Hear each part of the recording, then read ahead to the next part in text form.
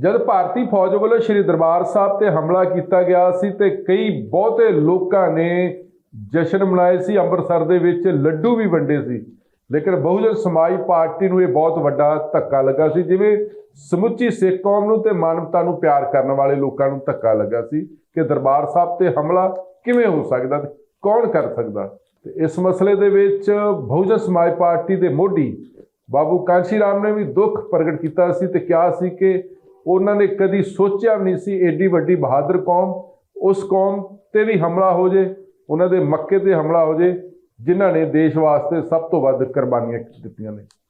ते अज असीं सियासी किस्से विच गलबात करांगे बाबू कांशी राम श्री दरबार साहब ते 84 सिख कतलेआम दौरान जिहड़े हमले होए सी, उन्हां हमलिਆਂ ਨੂੰ किवें देखदे रहे ते की उन्होंने पहुँच की जां फिर श्रोमणी अकाली दल की लीडरशिप ने उदों पहुँच की सी कि जे श्रोमणी अकाली दल सिख कौम का जां फिर बहुजन समाज पार्टी का समझौता हो जाए तो ये सिद्धांतक तौर पर किड्डा वड्डा समझौता हो सकता। अज सियासी किस्से विच इसे पहलू ते गलबात करांगे। बाबू कांशी राम बहुजन समाज पार्टी के मोढी वो दसदे ने कि जब श्री दरबार साहब ते हमला होया उस तो बाद 84 सिख कतलेआम होए, सिख मारे गए, धू धू के मारे गए, गल च टायर पा के साड़े गए। तो उस तो पहले जो श्री दरबार साहब ते अकाल तख्त नूं ढाया गया, भारतीय फौज वालों हमले किए गए, तो उस तो बाद मानवता नूं प्यार कर लिया और सिख धर्म नूं बहुत ज़्यादा ठेस पहुंची। और ठेस पहुंची अज भी वो दिल जिहड़े ने हिरदे ने वो बलूंदरे जाते हैं कि किवें अपनी ही फौज, किवें भारतीय फौज, देश की उस समय कांग्रेस पार्टी की सरकार ते किवें दरबार साहब ते हमला। हालांकि वो हल निकल सकते सी। बहुत सारे लोगों ने कहा कि उस समय की प्रधानमंत्री इंदिरा गांधी की आखिरी गलती आ, वो गलती एडी वड्डी भारी पई जिसका अंदाजा लगाना सारे वास्ते कोई औखी गल नहीं है। पर रही गल कि वो जिहड़ा दरबार साहब ते हमला वो टालिया भी जा सकता सी। लेकिन बाबू कांशी राम जिहड़े सी उस समय उन्होंने एक इकट्ठ भी किया सी रोपड़ विखे और उन्होंने कहा कि उन्होंने कभी सोचा भी नहीं कि सिख कौम ते हमला हो सकता, सिखां दे नाल जाति हो सकती है। और एक दलेरी भरिया भाषण जिस करके सिख कौम नूं एहसास होया कि इदां दे भी समाज दे विच लोग ने, इदां दे भी समाज दे विच लीडर ने जिहड़े वाकई उस हमले नूं लैके दुखी ने ते हमले नूं लैके ये भी कहा सी कि जाति है नहीं होनी चाहिए। उन्हें भी कहा सी कि दलितां दे पिछले कई सदियां तो अत्याचार होंदे रहे आ रहे ने। मुसलमानों नूं लैके भी उन्हें कहा सी कि घट गिनतियां होण करके हमले हो सकते हैं भारत दे विच। पर कभी उन्हें ये नहीं सोचा कि सिख कौम बहादुर कौम जिन्हें देश के वास्ते कुर्बानियां दित्तियां, उन्हें हस हस के फांसी के रस्ते चुमे होना, उन्होंने ते फिर हमला होवे, उन्होंने ते जातियां होण, ये उन्होंने कभी भी नहीं सोचा सी। बाबू कांशी राम दे जिहड़े बयान ने रोपड़ विखे होए सी, भाषण होया सी, ज़्यादा जिहड़ी साडे नाल साझ पाई आ वो फतेह जंग सिंह होना ने पाई आ, जिहड़े अक्सर ही बाबू कांशी राम दे नाल समा बतीत करते सन। ਇਹ ਜਦੋਂ ਬਲੂ ਸਟਾਰ ਆਪਰੇਸ਼ਨ ਹੋਇਆ ਉਸ ਤੋਂ ਬਾਅਦ ਸਾਰੇ ਲੀਡਰ ਲਗਭਗ ਜੇਲ੍ਹਾਂ 'ਚ ਸੀਗੇ। ਉਸ ਤੋਂ ਬਾਅਦ ਮਾਹੌਲ ਠੀਕ ਕਰਨ ਵਾਸਤੇ ਇਲੈਕਸ਼ਨਾਂ ਦੀ ਅਨਾਉਂਸਮੈਂਟ ਵੀ ਹੋ ਗਈ, ਪਰ ਮਾਹੌਲ ਨਹੀਂ ਸੀ ਬਣ ਰਿਹਾ ਇਲੈਕਸ਼ਨਾਂ ਦਾ। ਕੋਈ ਗੱਲ ਨਹੀਂ ਸੀ ਕਰਦਾ, ਡਰਦਾ ਇਸ ਤਰ੍ਹਾਂ ਦਾ ਪੰਜਾਬ ਦੇ ਵਿੱਚ ਮਾਹੌਲ ਬਣਿਆ ਹੋਇਆ ਸੀ। ਪਰ ਇੱਕ ਮੇਰੇ ਦੇਖਣ ਦੀ ਗੱਲ ਹੈ ਵੀ ਉਹਨਾਂ ਦਿਨਾਂ 'ਚ ਵੀ ਕਾਂਸ਼ੀ ਰਾਮ ਜੀ ਨੇ ਇੱਕ ਵੱਡਾ ਪ੍ਰੋਗਰਾਮ ਕੀਤਾ ਰੋਪੜ 'ਚ, ਔਰ ਉੱਥੇ ਉਹਨਾਂ ਨੇ ਲੈਕਚਰ ਬੜੀ ਜਿਹਨੂੰ ਕਹਿੰਦੇ ਦਲੇਰੀ ਨਾਲ ਦਿੱਤਾ ਕਿ ਸਿੱਖਾਂ ਨਾਲ ਜਾਤੀ ਹੋਈ ਹੈ, ਬਹੁਤ ਜਾਤੀ ਹੋਈ ਹੈ। ਕਹਿੰਦੇ ਮੈਂ ਸਿੱਖਾਂ ਨੂੰ ਸਮਝਦਾ ਸੀ ਵੀ ਇਹ ਬਹਾਦਰ ਕੌਮ ਹੈ, ਇਹਨਾਂ ਨਾਲ ਕੋਈ ਜਾਤੀ ਨਹੀਂ ਕਰ ਸਕੇਗਾ, ਪਰ ਕਹਿੰਦਾ ਮੈਂ ਦੇਖ ਰਿਹਾ ਵੀ ਜੋ ਇਹਨਾਂ ਨਾਲ ਹੋਇਆ ਇਸ ਥੋੜ੍ਹੇ ਜਿਹੇ ਸਮੇਂ 'ਚ ਹੀ ਵੀ ਇੰਨਾ ਤਾਂ ਹੋਰ ਕਿਸੇ ਨਾਲ ਹੋਇਆ ਵੀ ਨਹੀਂ ਹੈ। ਇਹ ਠੀਕ ਹੈ ਵੀ ਕਿ ਦਲਿਤਾਂ ਨਾਲ, ਬਹੁਜਨ ਸਮਾਜ ਨਾਲ 4000 ਸਾਲਾਂ ਤੋਂ ਹੁੰਦਾ ਆ ਰਿਹਾ ਹੈ, ਮੁਸਲਮਾਨਾਂ ਨਾਲ ਵੀ ਘੱਟ ਗਿਣਤੀ ਕਰਕੇ ਘੱਟ ਗਿਣਤੀ ਨਾਲ ਵੀ ਹੋ ਰਿਹਾ, ਪਰ ਮੈਂ ਸਮਝਦਾ ਸੀ ਵੀ ਸਿੱਖਾਂ ਨਾਲ ਨਹੀਂ ਹੋਇਆ ਅਤੇ ਨਾ ਹੋਏਗਾ। ਅਤੇ ਮੈਨੂੰ ਇਹਨਾਂ ਨਾਲ ਪੂਰੀ ਹਮਦਰਦੀ ਹੈ, ਮੈਂ ਇਹਨਾਂ ਦੇ ਨਾਲ ਖੜ੍ਹਾਂ ਜੇ ਮੈਂ ਕੁਛ ਕੰਮ ਆ ਸਕਿਆ ਇਹਨਾਂ ਦੇ। ਤਾਂ ਇਹ ਬਹੁਤ ਵੱਡੀ ਗੱਲ ਸੀ, ਸਾਰੇ ਦੇਖਦੇ ਸੀ। ਉੱਥੇ ਚਾਰ ਚੁਫੇਰੇ CRP ਖੜੀ ਹੈ, ਪੁਲਿਸ ਖੜੀ ਹੈ, ਪਰ ਇਹਨਾਂ ਨੇ ਇਹ ਬਿਆਨ ਦਿੱਤਾ ਸੀਗਾ। ਜਦੋਂ ਬਾਬੂ ਕਾਂਸ਼ੀ ਰਾਮ ਨੇ ਦਲੇਰ ਭਰੀ ਸਟੇਟਮੈਂਟ ਦਿੱਤੀ, ਦਲੇਰਾਨੇ ਅੰਦਾਜ਼ ਦੇ ਵਿੱਚ ਭਾਸ਼ਣ ਦਿੱਤਾ ਹੈਗਾ, ਤੇ ਸਿੱਖ ਕੌਮ ਨੂੰ ਵੀ ਅਹਿਸਾਸ ਹੋਇਆ, ਖਾਸ ਕਰਕੇ ਸਿੱਖ ਲੀਡਰਸ਼ਿਪ ਨੂੰ, ਕਿ ਉਹਨਾਂ ਦੇ ਹੱਕ ਵਿੱਚ ਖੜਾ ਹੋਣ ਵਾਲੇ ਹੋਰ ਵੀ ਲੋਕ ਨੇ। ਹਾਲਾਂਕਿ ਉਸ ਸਮੇਂ ਕਿਤਾਬਾਂ ਵਿੱਚ ਜ਼ਿਕਰ ਆ ਚੁੱਕਾ, ਜਿਹੜੀਆਂ ਬਾਅਦ 'ਚ ਲਾਲ ਕ੍ਰਿਸ਼ਨ ਅਡਵਾਨੀ ਨੇ ਵੀ ਮਾਈ ਕੰਟਰੀ ਮਾਈ ਲਾਈਫ ਦੇ ਵਿੱਚ ਲਿਖਿਆ ਹੈਗਾ, ਕਿ ਉਹਨਾਂ ਨੇ ਵੀ ਇੰਦਰਾ ਗਾਂਧੀ ਨੂੰ ਜ਼ੋਰ ਦੇ ਕੇ ਆਖਿਆ ਸੀ ਕਿ ਉੱਥੋਂ ਬਾਹਰ ਕੱਢਿਆ ਜਾਵੇ ਸੰਤ ਜਰਨੈਲ ਸਿੰਘ ਭਿੰਡਰਾਂਵਾਲਾ। ਔਰ ਇਸ ਤੋਂ ਬਾਅਦ ਉਹਨਾਂ ਨੇ ਦੁਰਗਾ ਦਾ ਖਿਤਾਬ ਵੀ ਦਿੱਤਾ ਸੀ। ਭਾਰਤੀ ਜਨਤਾ ਪਾਰਟੀ ਨੇ ਹਮਲਾ ਹੁੰਦਾ ਸ਼੍ਰੀ ਦਰਬਾਰ ਸਾਹਿਬ ਤੇ, ਅਕਾਲ ਤਖਤ ਸਾਹਿਬ ਤੇ ਢਹਿ ਢੇਰੀ ਕੀਤਾ ਜਾਂਦਾ ਹੈਗਾ, ਤੇ ਜਿੱਦਣ ਹਮਲਾ ਹੁੰਦਾ ਉਸ ਦਿਨ ਅੰਮ੍ਰਿਤਸਰ ਦੇ ਵਿੱਚ ਹੀ ਜਿਹੜੇ ਬਹੁਤ ਸਾਰੇ ਕੱਟੜ ਕਿਸਮ ਦੇ ਲੋਕ ਨੇ, ਉਹਨਾਂ ਨੇ ਲੱਡੂ ਵੀ ਵੰਡੇ ਸੀ, ਭੰਗੜੇ ਵੀ ਪਾਏ ਸੀ।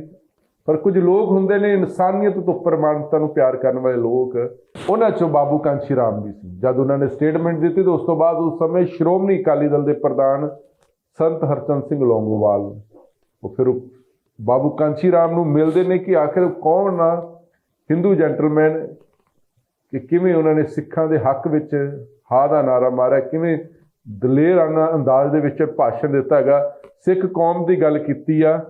ਤੇ ਫਿਰ ਉਸ ਤੋਂ ਬਾਅਦ ਅਕਾਲੀ ਦਲ ਦੀ ਲੀਡਰਸ਼ਿਪ, ਸਿੱਖ ਕੌਮ ਦੀ ਲੀਡਰਸ਼ਿਪ ਤੇ ਬਾਬੂ ਕਾਂਸ਼ੀ ਰਾਮ ਦੀ ਮੁਲਾਕਾਤ ਹੁੰਦੀ ਆ, ਤੇ ਕਹਿੰਦੇ ਉਸ ਲੀਡਰਸ਼ਿਪ ਨੂੰ ਵੀ ਬਾਬੂ ਕਾਂਸ਼ੀ ਰਾਮ ਨੇ ਦੋ ਟੁਕ ਜਵਾਬ ਦਿੱਤਾ ਸੀ ਕਿ ਕਾਰਨ ਅੱਜ ਜੋ ਸਿੱਖ ਕੌਮ ਦੇ ਹਾਲਾਤ ਇਹ ਨੇ, ਵਜ੍ਹਾ ਇਸ ਦੀ ਹੈ ਕਿ ਨਾ ਤੁਸੀਂ ਬਾਬੇ ਨਾਨਕ ਦੀ ਬਾਣੀ ਨੂੰ ਮੰਨਦੇ ਹੋ, ਨਾ ਤੁਸੀਂ ਸ਼੍ਰੀ ਗੁਰੂ ਗ੍ਰੰਥ ਸਾਹਿਬ ਦੀ ਉਪਦੇਸ਼ਾਂ ਤੇ ਚੱਲੇ, ਤੇ ਨਾ ਦਸਮ ਪਾਤਸ਼ਾਹ ਦੀ ਜਿਹੜੀ ਰਾਹ ਸੀ ਜਾਂ ਜਿਹੜੇ ਉਹਨਾਂ ਦੇ ਸੰਦੇਸ਼ ਸੀ, ਕਿਤੇ ਨਾ ਕਿਤੇ ਉਹਨਾਂ ਦਾ ਕਹਿਣ ਦਾ ਮਸਲਾ ਸੀ ਕਿ ਤੁਸੀਂ ਭਟਕੇ ਹੋ। ਔਰ ਇਹੀ ਗੱਲ ਫਿਰ ਉਸ ਵੇਲੇ ਪ੍ਰਧਾਨ ਹੁੰਦੇ ਸੀ ਲੌਂਗੋਵਾਲ ਜੀ, ਹਰਚੰਦ ਸਿੰਘ ਲੌਂਗੋਵਾਲ ਜੀ, ਉਹਨਾਂ ਤੱਕ ਵੀ ਗੱਲ ਪਹੁੰਚੀ ਵੀ ਕੋਈ ਹਿੰਦੂ ਜੈਂਟਲਮੈਨ ਹੈ, ਉਹ ਸਿੱਖਾਂ ਦੀ ਗੱਲ ਕਰ ਰਿਹਾ ਵੀ ਮੈਂ ਸਿੱਖਾਂ ਦੇ ਨਾਲ ਹਾਂ, ਮੇਰੀ ਹਮਦਰਦੀ ਉਹਨਾਂ ਨਾਲ ਹੈ, ਕਹਿੰਦਾ ਮੈਨੂੰ ਮਿਲਾਓ। ਫਿਰ ਉਹਨਾਂ ਨਾਲ ਮੀਟਿੰਗ ਦਾ ਪ੍ਰਬੰਧ ਵੀ ਅਸੀਂ ਕਰਕੇ ਦਿੱਤਾ ਸੀਗਾ। ਮੀਟਿੰਗ 'ਚ ਗਏ, ਉਹ ਅੰਦਰ ਤਾਂ ਨਹੀਂ ਸੀ ਅਸੀਂ ਗਏ, ਪਰ ਉੱਥੇ ਤੱਕ ਲੈ ਕੇ ਗਏ। ਤਾਂ ਉਸ ਵੇਲੇ ਫਿਰ ਉਹਨਾਂ ਨੇ ਜੋ ਗੱਲਾਂ ਉਹਨਾਂ ਨੂੰ ਦੱਸੀਆਂ ਵੀ ਤੁਹਾਡੀ ਜੋ ਲਾਈਨ ਆ ਉਹ ਅਸਲੀ ਲਾਈਨ ਤੋਂ ਥਿੜਕ ਗਏ ਹੋ ਤੁਸੀਂ, ਜੋ ਗ੍ਰੰਥ ਸਾਹਿਬ ਦੇ ਵਿੱਚ ਹੈ, ਜੋ ਗੁਰੂ ਨਾਨਕ ਸਾਹਿਬ ਕਹਿੰਦੇ, ਜੋ ਗੁਰੂ ਗੋਬਿੰਦ ਸਿੰਘ ਨੇ ਕੁਰਬਾਨੀਆਂ ਕੀਤੀਆਂ, ਤੁਸੀਂ ਉਸ ਲਾਈਨ 'ਤੇ ਨਹੀਂ ਰਹੇ। ਇਸ ਕਰਕੇ ਸਾਨੂੰ ਇਹ ਅੱਜ ਦਾ ਟਾਈਮ ਹੈ ਜਿਹੜਾ ਇਹ ਦੇਖਣਾ ਪਿਆ, ਇਹ ਬਲੂ ਸਟਾਰ ਆਪਰੇਸ਼ਨ ਵਗੈਰਾ ਇਹ ਸਾਰਾ ਇਸੇ ਕਰਕੇ ਹੋਇਆ।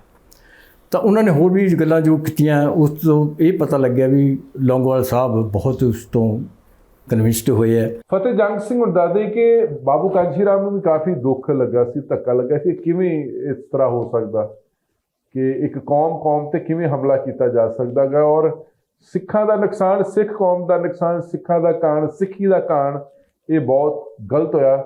ਉਹਨਾਂ ਐਲਾਨ ਕੀਤਾ ਸੀ ਕਿ ਉਹ ਸਿੱਖ ਕੌਮ ਦੇ ਨਾਲ ਖੜਨਗੇ, ਅਜਿਹਾ ਹਮਲਾ ਨਹੀਂ ਹੋਣਾ ਚਾਹੀਦਾ, ਸਿੱਖੀ ਦਾ ਕਾਣ ਨਹੀਂ ਹੋਣਾ ਚਾਹੀਦਾ, ਪਰ ਫਿਰ ਵੀ ਹੋਇਆ।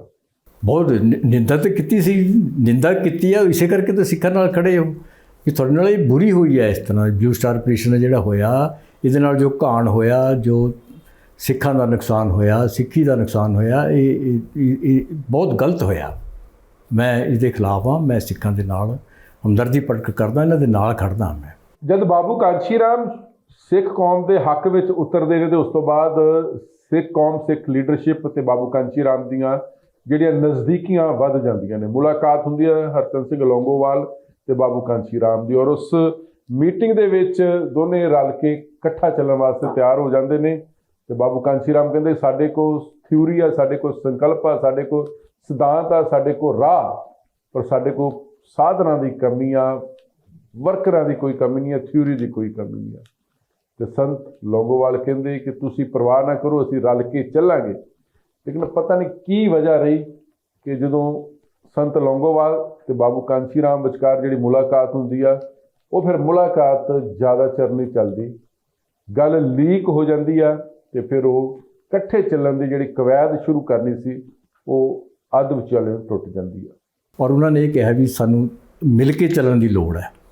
ਕਾਂਸ਼ੀ ਰਾਮ ਜੀ ਕਹਿੰਦੇ ਵੀ ਮਿਲ ਕੇ ਚੱਲਾਂਗੇ, ਸਾਨੂੰ ਪੈਸੇ ਦੀ ਕਮੀ ਰਹਿੰਦੀ ਹੈ, ਸਾਡੇ ਕੋਲ ਥਿਊਰੀ ਵਧੀਆ ਹੈਗੀ ਆ, ਵਰਕਰ ਸਾਡੇ ਕੋਲ ਹੈਗੇ ਆ, ਪਰ ਅਸੀਂ ਇਸ ਪਿੱਛੇ ਮਾਰ ਕਰ ਰਹੇ ਹਾਂ। ਤਾਂ ਉਹਨਾਂ ਦੀ ਇਹ ਲੌਂਗੋਵਾਲ ਸਾਹਿਬ ਨੇ ਕਿਹਾ ਸੀ ਵੀ ਕੋਈ ਗੱਲ ਨਹੀਂ, ਅਸੀਂ ਪੈਸੇ ਵੱਲੋਂ ਅਸੀਂ ਮਦਦ ਕਰਾਂਗੇ ਅਤੇ ਰਲ ਮਿਲ ਕੇ ਅਸੀਂ ਕੰਮ ਕਰਾਂਗੇ। ਤਾਂ ਹੋ ਸਕਦਾ ਇਹ ਕੋਈ CID ਨੂੰ ਪਤਾ ਲੱਗ ਗਿਆ ਹੋਵੇ ਜਾਂ ਕਿਸੇ ਤਰ੍ਹਾਂ ਇਹ ਗੱਲ ਸਿਰੇ ਚੜ੍ਹ ਨਹੀਂ ਸਕੀ। ਫਿਰ ਉਹਨਾਂ ਦਿਨਾਂ 'ਚ ਬਹੁਜਨ ਸਮਾਜ ਪਾਰਟੀ ਕਾਫੀ ਦੇਸ਼ ਪੱਧਰ ਤੇ ਆਪਣਾ ਜ਼ੋਰ ਫੜਦੀ ਜਾ ਰਹੀ ਸੀ। ਬਾਬੂ ਕਾਂਸ਼ੀ ਰਾਮ ਇੱਕ ਦੇਸ਼ ਦੇ ਵੱਡੇ ਲੀਡਰ ਬਣ ਕੇ ਉੱਭਰ ਚੁੱਕੇ ਸਨ ਤੇ ਫਤਿਹ ਜੰਗ ਸਿੰਘ ਇਹ ਦਾਅਵਾ ਕਰਦੇ ਨੇ ਕਿ ਇੱਕ ਸਮਾਂ ਇਹ ਆ ਗਿਆ ਸੀ ਕਿ ਪ੍ਰਕਾਸ਼ ਸਿੰਘ ਬਾਦਲ ਹੋਣ ਜਾਂ ਫਿਰ ਜਥੇਦਾਰ ਗੁਰਚਰਨ ਸਿੰਘ ਟੌੜਾ ਸਮੇਤ ਬਾਕੀ ਲੀਡਰਸ਼ਿਪ ਵੀ ਉਹ ਬਾਬੂ ਕਾਂਸ਼ੀ ਰਾਮ ਨੂੰ ਮਿਲਣ ਵਾਸਤੇ ਸਮੇਂ ਦਾ ਇੰਤਜ਼ਾਰ ਕਰਦੇ ਰਹਿੰਦੇ ਕਿ ਕਦ ਉਹ ਸਮਾਂ ਦੇਣ ਤੇ ਕਦ ਉਹਨਾਂ ਦੇ ਨਾਲ ਮੁਲਾਕਾਤ ਹੋ ਜਾਵੇ। ਕਾਰਨ ਸਾਫ਼ ਆ ਕਿ ਉਸ ਸਮੇਂ ਦੇਸ਼ ਦੀ ਜਨਤਾ ਨੂੰ ਜਾਂ ਬਾਕੀ ਜਿਹੜੀਆਂ ਖੇਤਰੀ ਪਾਰਟੀਆਂ ਨੂੰ ਇਹ ਮਹਿਸੂਸ ਹੋ ਚੁੱਕਾ ਸੀ ਕਿ ਜੇ ਸੈਂਟਰ ਸਰਕਾਰ ਦੇ ਨਾਲ ਜਾਂ ਸੈਂਟਰ ਦੀਆਂ ਜਿਹੜੀਆਂ ਮੇਨ ਪਾਰਟੀਆਂ ਜੇ ਉਹਨਾਂ ਦੇ ਨਾਲ ਇੱਟ ਖੜੱਕਾ ਲੈ ਸਕਦੇ ਨੇ ਮੁੱਦਿਆਂ ਦੇ ਆਧਾਰ ਤੇ ਵਰਕਰਾਂ ਦੇ ਆਧਾਰ ਤੇ ਉਹ ਫਿਰ ਬਹੁਜਨ ਸਮਾਜ ਪਾਰਟੀ ਆ, ਉਹ ਫਿਰ ਬਾਬੂ ਕਾਂਸ਼ੀ ਰਾਮ। ਅਤੇ ਇਸ ਕਰਕੇ ਅਕਾਲੀ ਦਲ ਵੀ ਜੁੜਨ ਵਾਸਤੇ ਤਿਆਰ ਹੋ ਗਿਆ ਸੀ ਕਿ ਜੇ ਗੱਠਜੋੜ ਕਰਨਾ ਸਟੇਟ ਲੈਵਲ ਤੇ ਜਾਂ ਨੈਸ਼ਨਲ ਲੈਵਲ ਤੇ ਫਿਰ ਅਕਾਲੀ ਦਲ ਕੋਲ ਵਿਕਲਪ ਦੇ ਰੂਪ ਦੇ ਵਿੱਚ ਬਹੁਜਨ ਸਮਾਜ ਪਾਰਟੀ ਇੱਕ ਨਵੀਂ ਧਿਰ ਬਣ ਕੇ ਉੱਭਰੀ ਸੀ। ਔਰ ਇੱਥੋਂ ਤੱਕ ਇਹ ਵੀ ਮੰਨਿਆ ਜਾ ਰਿਹਾ, ਦਾਅਵਾ ਕੀਤਾ ਕਿ ਅਕਾਲੀ ਦਲ ਨੇ ਬਾਅਦ 'ਚ ਸੀਟਾਂ ਵੀ ਦਿੱਤੀਆਂ ਔਰ ਅਕਾਲੀ ਦਲ ਦੇ ਨਾਲ ਨਾਲ ਕਾਂਗਰਸ ਪਾਰਟੀ ਵੀ ਚਾਹੁੰਦੀ ਸੀ ਕਿ ਬਹੁਜਨ ਸਮਾਜ ਪਾਰਟੀ ਦੇ ਨਾਲ ਸਮਝੌਤਾ ਹੋ ਜਾਵੇ। ਤਾਂ ਉਹ ਟਾਈਮ ਵੀ ਦੇਖਿਆ ਵੀ ਜਦੋਂ ਬਾਦਲ ਸਾਹਿਬ ਟੌੜਾ ਸਾਹਿਬ ਵੀ ਲਾਈਨ 'ਚ ਲੱਗੇ ਹੁੰਦੇ ਸੀ ਵੀ ਕਾਂਸ਼ੀ ਰਾਮ ਨੂੰ ਮਿਲਣਾ ਹੈ, ਉਹ ਇੱਥੇ ਤੱਕ ਵੀ ਗੱਲ ਪਹੁੰਚ ਗਈ ਸੀ। ਉਹ ਜਿੱਥੇ ਵੀ ਕਿਤੇ ਅਸੀਂ ਤਾਂ ਇੱਥੇ ਗੈਸਟ ਹਾਊਸ ਦੇਖੀ ਹੈ, ਯੂਟੀ ਗੈਸਟ ਹਾਊਸ 'ਚ। ਇਹ ਇਸੇ ਕਰਕੇ ਨਾ ਇਹਨਾਂ ਨੇ ਇੰਨੀ ਪਾਵਰ ਪਕੜ ਲਈ ਸੀ ਵੀ ਜੇ ਕੋਈ ਉੱਪਰ ਟੱਕਰ ਦੇ ਸਕਦਾ ਹੈ ਤਾਂ ਇਹ ਕਾਂਸ਼ੀ ਰਾਮ ਦੇ ਸਕਦਾ। ਜੋ ਇਹਨਾਂ ਦੇ ਫੰਕਸ਼ਨਾਂ 'ਚ ਜੋ ਇਕੱਠ ਹੁੰਦਾ ਸੀ, ਜੋ ਇਹਨਾਂ ਦੀ ਥਿਊਰੀ ਸੀ, ਜਿਨ੍ਹਾਂ ਨੂੰ ਨਾਲ ਲੈ ਕੇ ਚੱਲ ਰਹੇ ਸੀ, ਉਹਨਾਂ ਦੀ ਮੈਜੋਰਟੀ ਬਣਦੀ ਸੀ, ਉਹ ਸਾਰਿਆਂ ਨੂੰ ਮਤਲਬ ਅਪੀਲ ਕਰਦੀ ਸੀ। ਜੋ ਵੀ ਇਹ ਤਾਂ ਪਾਰਟੀ ਦੀ ਕਹਿ ਲਓ ਜਾਂ ਹਾਲਾਤ ਦੀ ਮਜਬੂਰੀ ਰਹੀ ਹੈ ਵੀ ਇਹਨਾਂ ਕੋਲ ਇੰਨੇ ਸਾਧਨ ਨਹੀਂ ਸੀ ਵੀ ਇਹ ਜਨ ਤੱਕ ਇਹ ਗੱਲ ਪਹੁੰਚਾ ਸਕਦੇ। ਤਾਂ ਇਸ ਕਰਕੇ ਇਹ ਸਾਰੇ ਇਹਨਾਂ ਦੀ ਗੱਲ ਸਮਝਦੇ ਸੀ ਔਰ ਫਿਰ ਇਹਨਾਂ ਨਾਲ ਮਿਲ ਕੇ ਚੱਲਣਾ ਚਾਹੁੰਦੇ ਸੀ। ਈਵਨ ਹੋਰ ਕਾਂਗਰਸ ਦੀ ਵੀ ਆਫਰ ਆਈ ਹੈ ਸਾਡੇ ਨਾਲ ਮਿਲ ਕੇ ਚਲੋ, ਅਸੀਂ ਇੰਨੀਆਂ ਸੀਟਾਂ ਤੁਹਾਨੂੰ ਦੇ ਦਿੰਦੇ ਹਾਂ। ਅਕਾਲੀਆਂ ਦੀ ਵੀ ਗੱਲ ਚੱਲਦੀ ਸੀਗੀ। ਇਹ ਸਾਰੀ ਪਾਰਟੀਆਂ ਇਹਨਾਂ ਨੂੰ ਨਾਲ ਲੈ ਕੇ ਚੱਲਣਾ ਚਾਹੁੰਦੀਆਂ ਸੀ। ਉਸ ਤੋਂ ਬਾਅਦ ਸ਼੍ਰੋਮਣੀ ਅਕਾਲੀ ਦਲ ਔਰ ਬਹੁਜਨ ਸਮਾਜ ਪਾਰਟੀ ਦਾ ਸਮਝੌਤਾ ਹੋ ਜਾਂਦਾ ਤੇ ਫਿਰ ਗੱਠਜੋੜ ਏਡਾ ਵਧੀਆ ਬਣ ਜਾਂਦਾ ਹੈਗਾ ਸਿਧਾਂਤਕ ਤੌਰ ਤੇ ਕਿ ਬਹੁਜਨ ਸਮਾਜ ਪਾਰਟੀ ਜਿਹੜੀਆਂ ਆਪਣੇ ਹਿੱਸੇ ਦੀਆਂ 3 ਲੋਕ ਸਭਾ ਸੀਟਾਂ ਉਹ ਜਿੱਤ ਜਾਂਦੀ ਆ। ਅਕਾਲੀ ਦਲ ਵੀ 6-7 ਸੀਟਾਂ ਜਿੱਤ ਜਾਂਦੇ, ਮਤਲਬ ਇੱਕ ਗੱਠਜੋੜ ਉਹ ਬਣ ਜਾਂਦਾ ਹੈਗਾ ਇੱਕ, ਜਿਸ ਕਰਕੇ ਬਾਕੀ ਪਾਰਟੀਆਂ ਨੂੰ ਫਿਕਰ ਪੈ ਗਿਆ ਸੀ, ਚਾਹੇ ਉਹ ਕਾਂਗਰਸ ਪਾਰਟੀ ਨੂੰ ਫਿਕਰ ਪੈ ਗਿਆ ਹੋਵੇ ਜਾਂ ਫਿਰ ਭਾਰਤੀ ਜਨਤਾ ਪਾਰਟੀ ਨੂੰ ਫਿਕਰ ਪੈ ਗਿਆ। ਫਤਿਹ ਜੰਗ ਸਿੰਘ ਇਹ ਵੀ ਦਾਅਵਾ ਕਰਦੇ ਨੇ ਕਿ ਉਸ ਤੋਂ ਬਾਅਦ ਜਿਹੜੀਆਂ ਨੈਸ਼ਨਲ ਪਾਰਟੀਆਂ ਨੇ, ਰਾਸ਼ਟਰੀ ਪਾਰਟੀਆਂ, ਉਹ ਨਹੀਂ ਚਾਹੁੰਦੀਆਂ ਸੀ ਕਿ ਬਹੁਜਨ ਸਮਾਜ ਪਾਰਟੀ ਔਰ ਸ਼੍ਰੋਮਣੀ ਅਕਾਲੀ ਦਲ ਦਾ ਗੱਠਜੋੜ ਕਾਇਮ ਰਹੇ।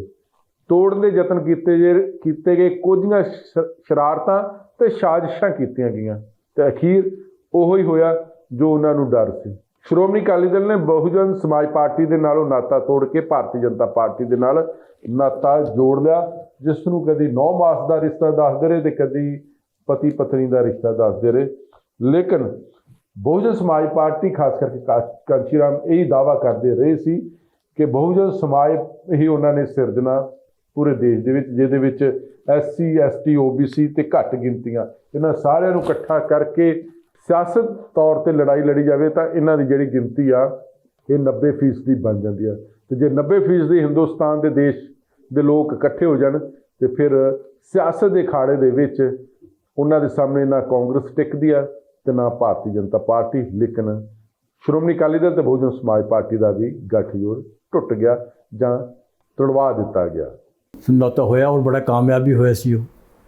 ਅਤੇ ਮੇਰੇ ਖਿਆਲ 'ਚ 3 ਸੀਟਾਂ BSP ਦੇ ਨਿਕਲ ਗਈਆਂ ਸੀ ਅਤੇ 6 ਜਾਂ 7 ਉਹਨਾਂ ਦੇ ਨਿਕਲੀਆਂ ਸੀ।